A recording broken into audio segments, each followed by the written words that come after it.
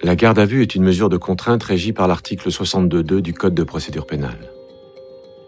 Elle est décidée par un officier de police judiciaire à l'encontre d'une personne soupçonnée d'avoir commis ou tenté de commettre un crime ou un délit. Bienvenue dans Garde à vue, le podcast.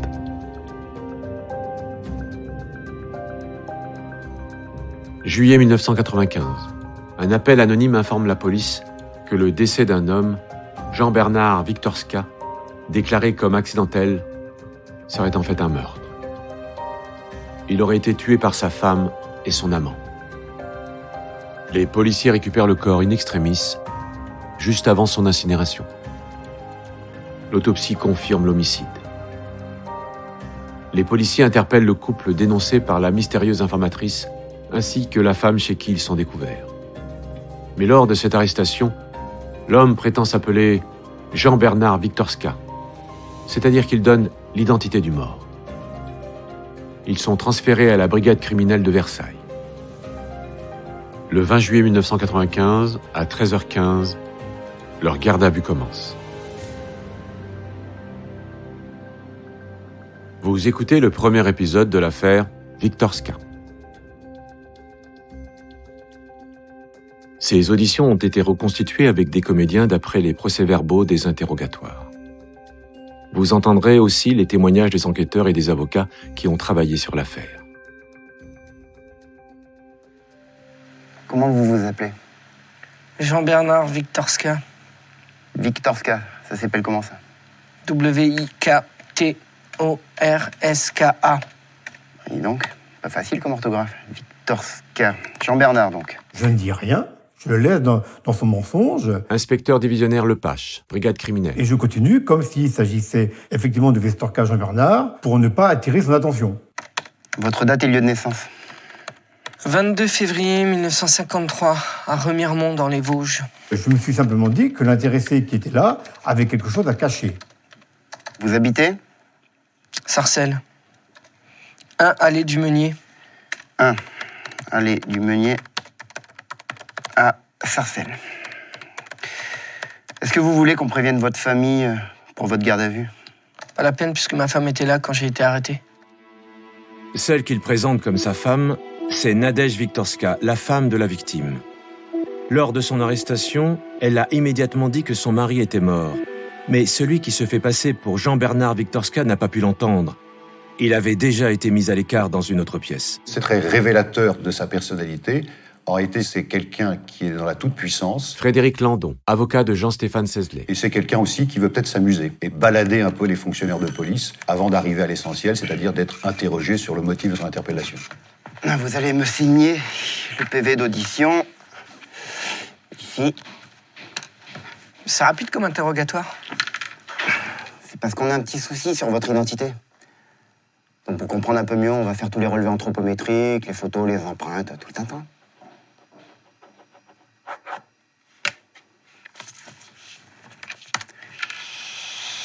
Bon, d'accord. Wiktorska, c'est pas mon nom. Ah, on y arrive. On va peut-être y voir un peu plus clair. Et donc? Je m'appelle Jean-Stéphane Sesley. Ben voilà. On va quand même vérifier ça à l'identité judiciaire. Les services d'identité judiciaire nous permettent d'avoir accès à des archives dans lesquelles on garde toutes les traces de toutes les personnes qui ont été l'objet de poursuites judiciaires. Inspectrice Piana, brigade criminelle. Avec leur identité, leurs empreintes, et ce qui nous permet, nous, après, de les confondre en cas d'usurpation d'identité ou en cas de découverte d'un corps qui n'est pas identifié, on peut joindre les deux. Et ça a été bien sûr utile puisque ça a confirmé son identité et ça nous a permis, rapidement dans les fichiers, de connaître l'historique de son passé de délinquant. Habitué des gardes à vue, Jean-Stéphane Sesley a déjà été condamné pour vol à main armée, trafic de stupéfiants, proxénétisme. Par ailleurs, il est en cavale puisqu'il n'a pas réintégré sa prison lors de sa dernière permission 8 mois auparavant. Isolé lors de son interpellation, Jean-Stéphane Sesley ne connaît donc pas la raison exacte de cette garde à vue. Mais s'il semble si sûr de lui, c'est parce qu'il sait que le médecin, appelé le 14 juillet pour constater le décès, a conclu à un accident de musculation. Les pompiers et policiers venus ce soir-là ont confirmé la mort accidentelle. Selon eux, la victime a été prise d'un malaise alors qu'elle faisait des exercices sur son banc de musculation avec une haltère de 50 kilos. L'haltère serait tombée sur son cou et aurait entraîné le décès. Ils n'ont donc fait aucun relevé dans l'appartement et n'ont pas protégé ce qui est en fait une scène de crime. Après avoir procédé à la notification de garde à vue de Nadège Wiktorska, Aurore Piana, inspectrice à la brigade criminelle de Versailles, se rend avec elle à Sarcelles dans son appartement pour y effectuer une perquisition. Elle espère que son retour sur le lieu du crime va la faire réagir. Notre difficulté lors de cette perquisition, c'est que la scène de crime est polluée. Elle n'a pas été figée au moment de la découverte du corps, donc nous savons très bien, dès lors, que nous pouvons prendre que quelques éléments complémentaires. Donc on récupère la barre d'haltère dans la chambre, qui en fait effectivement a été retrouvée sur le corps de la victime. On récupère des plaquettes de Rohypnol et divers documents, en fait papier, qui peuvent nous conduire à un mobile éventuel. Le temps de prendre connaissance de tous ces documents et de les mettre sous scellé, cela fait plus de 10 heures que la garde à vue a commencé quand ils auditionnent Cézelet. Donc, je tape, je confirme mes déclarations verbales, je me nomme Cézelet Jean-Stéphane, né le 26 novembre 1959 à Reims. Je suis de nationalité française. J'ai terminé mes études en terminale. J'ai fait mon service militaire à Agen, où j'ai fini caporal-chef.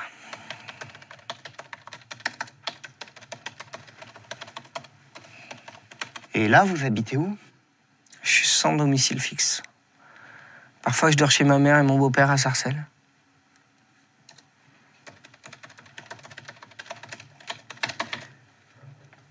Donc, si j'ai bien compris, vous êtes en cavale. Ouais. Vous deviez réintégrer la prison de Saint-Martin-en-Ré après une permission et vous l'avez jamais fait. C'est ça, ouais. C'est un sujet qui pense qu'il est au-dessus des lois, au-dessus de la justice. Florence Daudy, experte psychologue. Et qui ne se fera pas prendre. On voit qu'il s'adapte très bien au fur et à mesure que des éléments viennent un peu contredire ses propos. Il va trouver des arguments pour s'y adapter. Quelles sont vos relations avec Nadège Wiktorska? C'est une amie d'enfance. Sa mère faisait le ménage dans le cabinet médical de mon père. On s'est perdu de vue et dans les années 80, on s'est un peu retrouvés. Enfin, quand j'étais pas en prison. Et après? Je suis retourné voir ma mère en coup de vent 2-3 fois. Période de Noël. C'est là où on s'est revus. Vous l'avez revu en tant qu'ami? Au début, oui, en tant qu'ami. Puis, naturellement, sans que l'un ou l'autre en prenne l'initiative, c'est devenu différent. Vous voulez dire que vous étiez amant? C'est ça. Je pense que Cézelet était un homme intelligent, peut-être frustre, mais intelligent. Et il sait par expérience judiciaire qu'un certain nombre d'éléments sont déjà en possession des enquêteurs et qu'il faut mieux coller à ces éléments qui ne vont pas l'impliquer pour autant. Elle avait l'air d'être heureuse avec moi. Ses enfants aussi. Ils sont au courant de votre liaison? Ils sont petits. Hein. Je crois pas qu'ils voient ça comme ça, mais... Ils nous voyaient souvent ensemble. Ouais. Ils ont même dormi avec nous. Où ça? À l'hôtel, à Sarcelles, ou chez Elisabeth.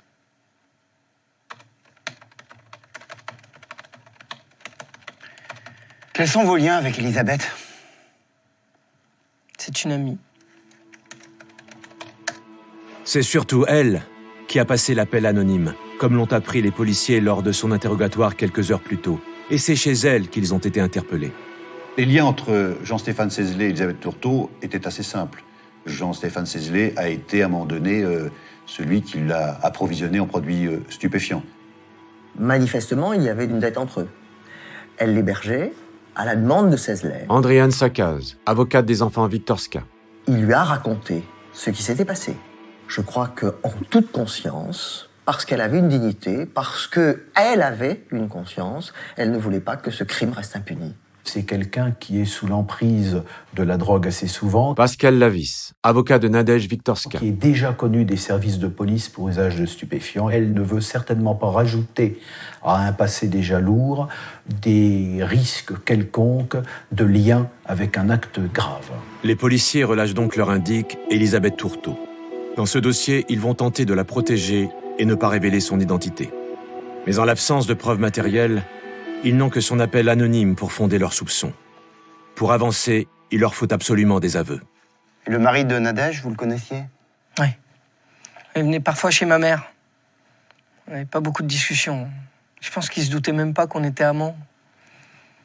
Mais elle avait besoin de quelqu'un qui s'occupe d'elle.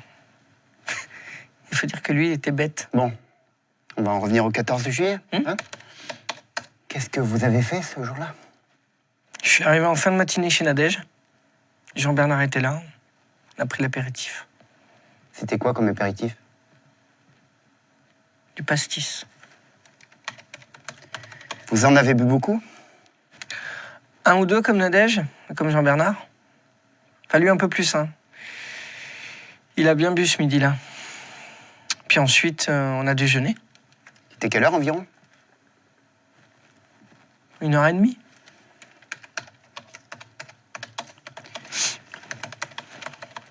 Et vous êtes resté à table jusqu'à quelle heure?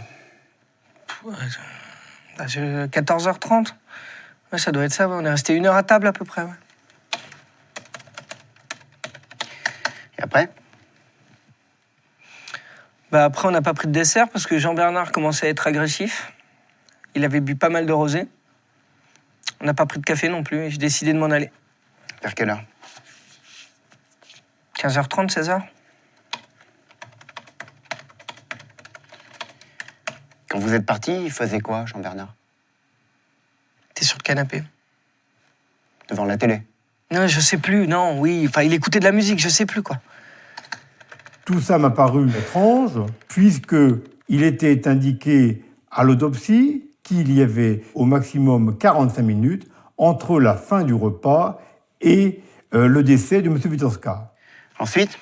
Ensuite, je suis arrivé chez Elisabeth en fin d'après-midi. J'ai passé la nuit. C'est à ce moment-là que j'ai appelé mon beau-père qui m'a dit que Jean-Bernard était décédé. Qu'est-ce qu'il vous a dit précisément? Que ma mère et Nadège devaient l'emmener au feu d'artifice. Il devait dîner chez elle, mais il avait déjà trop bu. Ça lui arrivait souvent? Oui. Il prenait des médicaments aussi. Quand il mélangeait les deux, il devenait un peu fou. Donc, il n'est pas allé dîner chez votre mère? Non. Quand elles sont rentrées, elles l'ont vu sur son banc de musculation. Et depuis sa mort, vous vivez chez Elisabeth? Oui. Elle ne savait pas que je devais réintégrer la prison. À Nadège non plus, d'ailleurs. Mais ça, elles ont dû vous le dire, ça. Hein? C'est plutôt le patron ici. Elles disent qu'elles veulent et ça ne te regarde pas. Les questions qu'il m'a posées, c'est qu'est-ce qu'on avait comme élément dans le dossier? Qu'est-ce qu'avait dit à son sujet Nadège Witkowska? Et pourquoi on avait ramené avec nous Elisabeth Tourteau? Je m'en souviens bien. Mais c'est moi qui dirigeais l'audition, donc je disais, écoutez, c'est moi qui pose des questions, c'est quand même pas vous. Et ça vous a pas surpris que le corps de Jean-Bernard soit autopsié? Non, c'est pas con, un type qui meurt sur un banc de musculation. C'est plutôt un incident insolite, non? Il en faisait depuis longtemps de la musculation? Je sais pas. Mais ça faisait pas longtemps qu'il l'avait, son banc. Il était même tout content de son nouveau jouet. Vous alliez souvent chez eux? Non, j'y suis allé 2 ou 3 fois. En tout cas, c'était la première fois que j'y déjeunais depuis ma sortie de prison. Est-ce que tu as une idée de la raison pour laquelle tu es là ce soir? Ah non, je comprends vraiment pas, non. D'autant que mon état de santé me permet pas de soulever des poids. Puis j'étais pas là quand c'est arrivé. Bon. Il est 23h.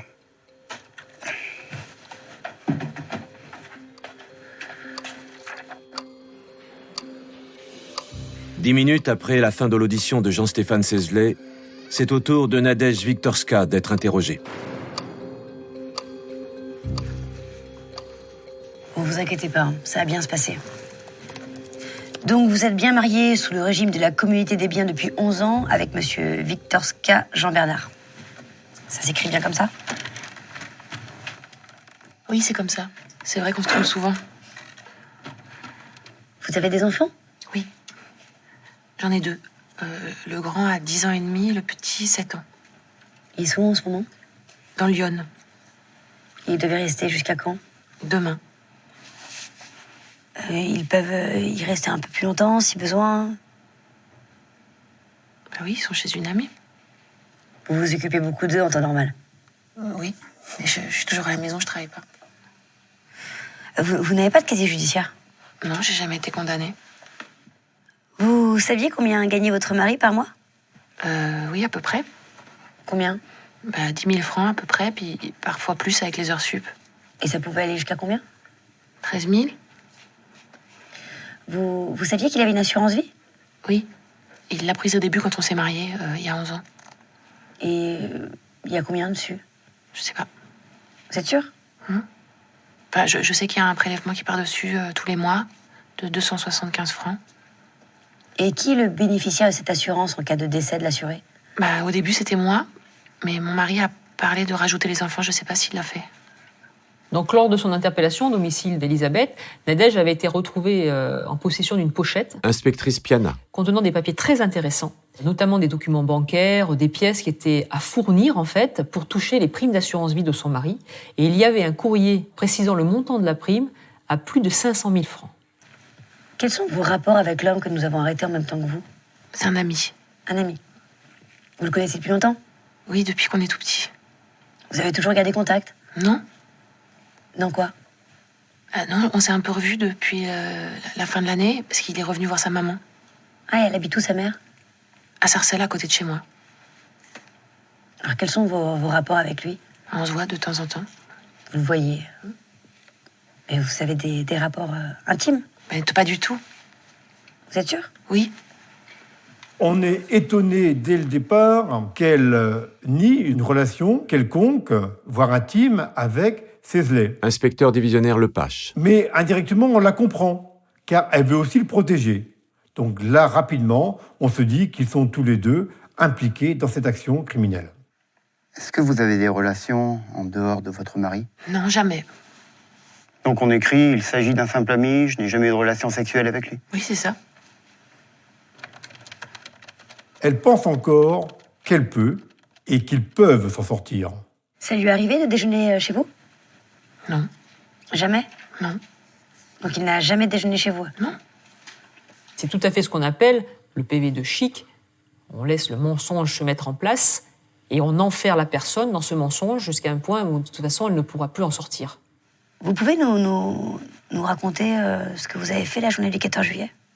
Oui. Je vous écoute. Le matin, j'ai été faire des courses pour le déjeuner. Ensuite, on a mangé. Et ensuite, j'ai été chez Madame le maire. Choisir le 14 juillet comme date, ça pouvait être pertinent dans le sens où il y avait les festivités du 14 juillet, le feu d'artifice ce soir. C'est un petit peu une journée festive pour les Français, pour les citoyens. Les forces de l'ordre sont par ailleurs très occupées. Et puis à côté de ça, Nadège pouvait librement partir de chez elle, aller chez les amis, en revenir. À quelle heure vous êtes allé chez Madame le maire? Vers 5h30. Et que faisait votre mari à ce moment-là? Qui se reposait. Où ça? Dans la chambre de mon fils. Ah bon? Pourquoi dans la chambre de votre fils? Il préférait, elle est plus fraîche.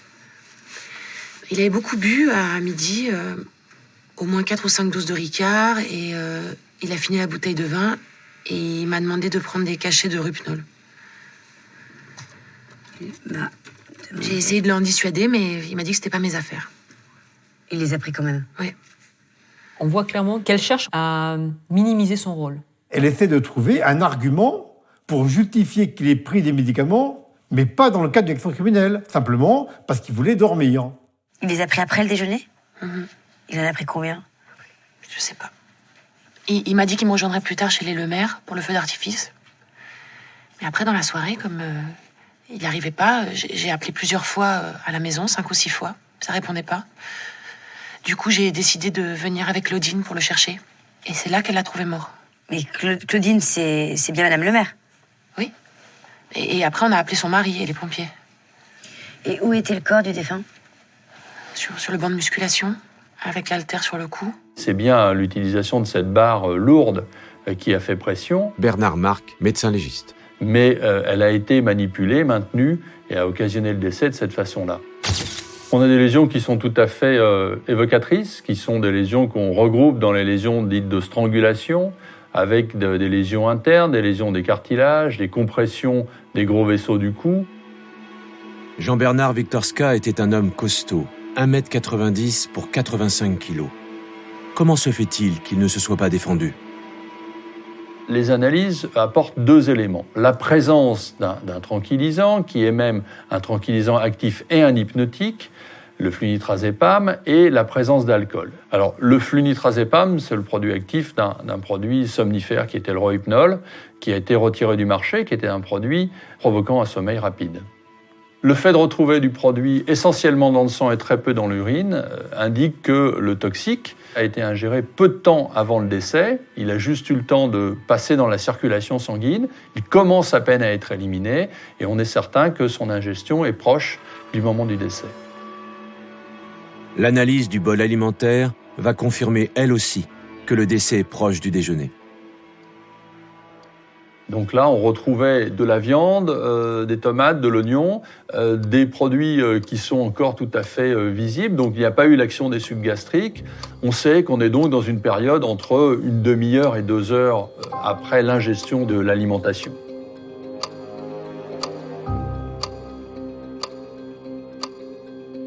Vous venez d'écouter un épisode de Garde à vue. Retrouvez bientôt la suite.